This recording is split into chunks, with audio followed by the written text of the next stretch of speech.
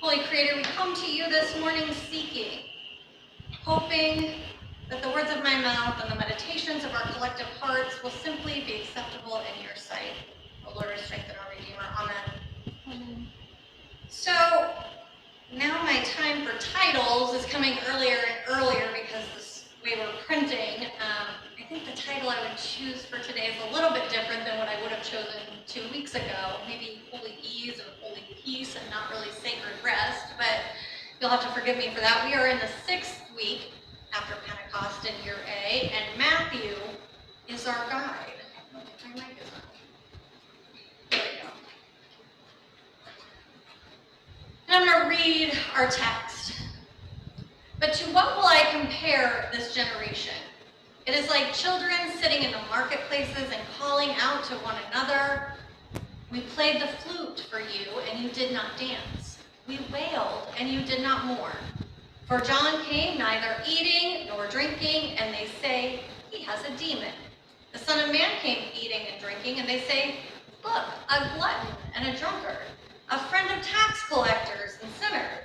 Yet wisdom is vindicated by her deeds. At that time, Jesus said, I thank you, Father, Lord of heaven and all the earth, because you have hidden these things from the wise and the intelligent, and you have revealed them to infants.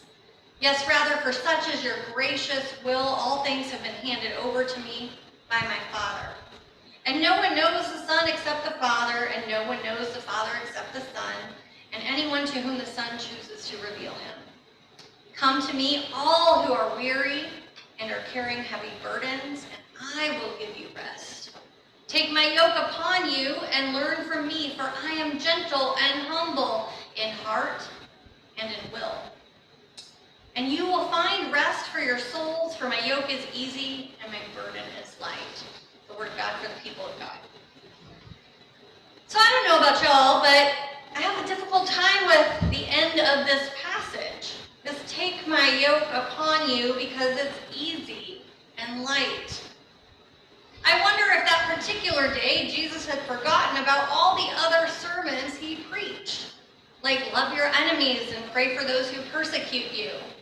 Not easy. If your right eye causes you to sin, tear it out and throw it away. Not easy. Blessed are you when people revile you and persecute you and utter all kinds of evil things against you on my behalf. Not great. Or how about do not resist an evildoer. If anyone strikes you on the right cheek, turn the other one so that they may strike it as well. Does any of that sound easy? It all sounds incredibly hard to me, and this is just from one chapter in Matthew. It's not the whole gospel. How then does Jesus say that his yoke is easy and his burden is light? You don't have to answer that. We're going to talk a little bit about it. And what is a yoke anyway? At least in the context of Jesus. I'm gonna tell you. Don't worry. In most essential form, a yoke is a piece of wood that hangs around the necks of animals as they carry plows through fields, or the shoulders of humans. Mind you, they might have been enslaved humans, right? As they carry objects throughout ancient times, and not so ancient times sometimes here in this country, but we'll save that for a later day. A yoke was used to metaphorically explain certain Jewish customs following the law or the Torah. It was a weight. It was heavy. It was work, right? It was arduous, but it had a payoff in the end, right? The fruits of labor kind of thing. People of the Torah lived in a nearly completely agriculturally based economy, and the image of a yoke was one that all could associate with. They would have been able to clearly imagine the yoke of an oxen carrying a plow through a field, or remember feeling the wood digging into their shoulders and their back as they carried heavy items and water, buckets and buckets of water.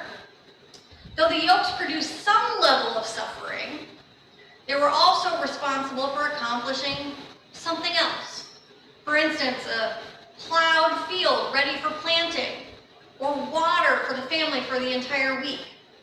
So this phraseology by Jesus would also be as unimaginable to them as it is to us. A yoke would never be light. That's not its intended purpose. We have many yokes that assist us in our daily lives. This morning I have checked email, text, and received 2 phone calls, right? We're attached to things that assist us in our daily lives through a myriad of devices.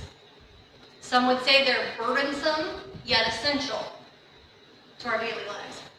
Sometimes missing just one call or email or text can be devastating. It could be a job, it could be a friend in need, it could be anything. And you miss one of those, and it throws everything off. But yokes are more than that.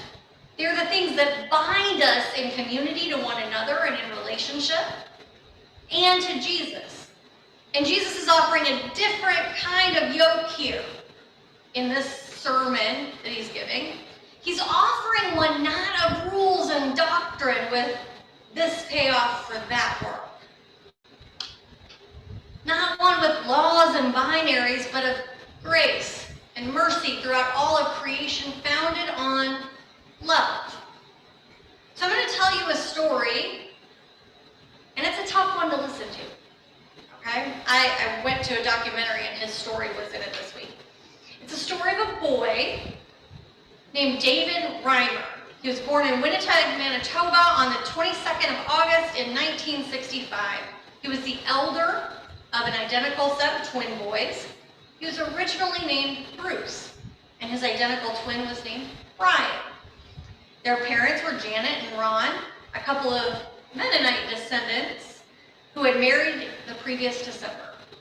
At the age of 6 months, after concern was raised about how both of them urinated, I remember having a little boy, and you got to make sure things are right.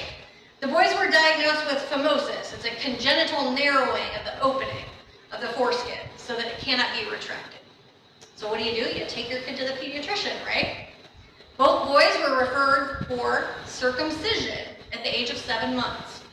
Their general practitioner performed the operation using an unconventional method of electrocauterization. But the procedure burned David. It burned his genitalia beyond surgical repair, and the doctors chose not to operate on Brian, whose ailment soon cleared up on its own without any surgical intervention. Oh, we're not even to the sad part yet, Beth. David's parents, concerned about their son's prospects for future happiness, sexual function without a penis, took him to Johns Hopkins Hospital in Baltimore in early 1967 to see a Dr. John Money, a psychologist who was developing a reputation as a pioneer in the field of sexual development and gender identity. Now let's talk about him for just a moment. His work was mainly with the I of LGBTQIA, intersex patients. We don't talk about them much. Money was a prominent proponent of theory of gender neutrality, that gender identity develops primarily as a result of social learning from early childhood, and that it can be changed with appropriate behavioral interventions. The Reimers had seen Money being interviewed on a Canadian news program. It was called This Hour Has 7 Days, during which he discussed his theories about gender. Reimer was raised under the optimum gender rearing model, which was a common model for sex and gender socialization. Tell me more, you say, right? And at the time, surgical construction of the vagina was more advanced than construction of a penis. And Money believed that Reimer would be happiest in adulthood living as a woman with functioning genitals.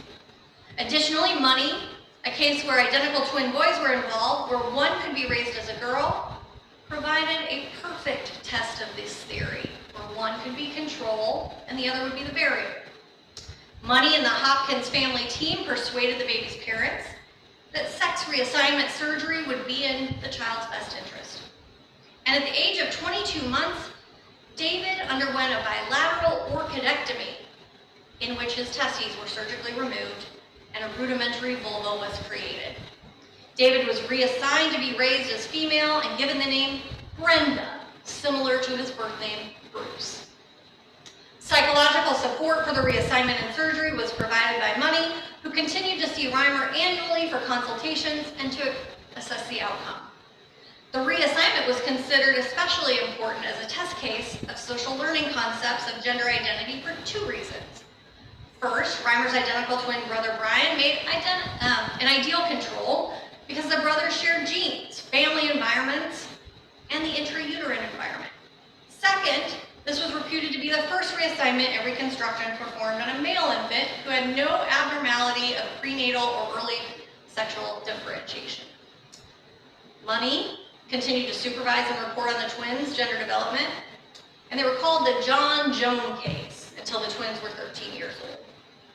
The sessions with Money included what he called sexual rehearsal play in children. I'll let you imagine what that looks like. And eventually, the children decided that they wanted to resist these activities. Money would get angry. Both Reimer and Brian recalled that Money was mild-mannered around their parents, but ill-tempered when alone with them. When they resisted inspecting each other down below, Money got very aggressive. Reimer says, he told me to take my clothes off and I didn't do it. And so he started screaming. So loud I thought he was going to give me a whooping. So I took my clothes off and stood there shaking. Money's rationale for these various treatments was his belief that childhood sexual rehearsal play was an important aspect of healthy adult gender identity. Both, I want to say this, both Reimer and his brother were traumatized by the therapy. With Brian speaking about it only with the greatest emotional turmoil, and Reimer unwilling to speak about the details publicly, although he does later. Although his wife Jane Fontaine stated that Reimer had privately told her the same story, Brian was found dead of a drug overdose at 36, and Reimer died by suicide at 38. Reimer's parents state that Money's methodology was responsible for both deaths. Take a moment. Here's the thing, friends. One act of horror. And it was meant to make someone fit the mold of who society thought they should be. What would be easiest for society to understand. Not who they were created to be, not who they felt they were. But it's done not just in one case. It's done in agriculture, right? When you go to the store, don't all your apples look the same? Right? Aren't they all the same size? Aren't all your peaches the same size? What do you think happens in that? Genetic engineering for sure, but also they toss away the ones that don't fit in the cart. It's just waste. It happens with animals, with people exhibiting control over others. There's no peace in that. Where is the peace that when David Reimers cried out, I'm not Brenda, I'm not a girl, I'm a boy. Countless doctors at Johns Hopkins, just up the road, turned their heads and participated in this study. We genetically modify our food to fit identical slots, and those that don't are discarded when millions of people in this country go hungry and die of poverty-related illnesses every day. It's sent to waste in landfills.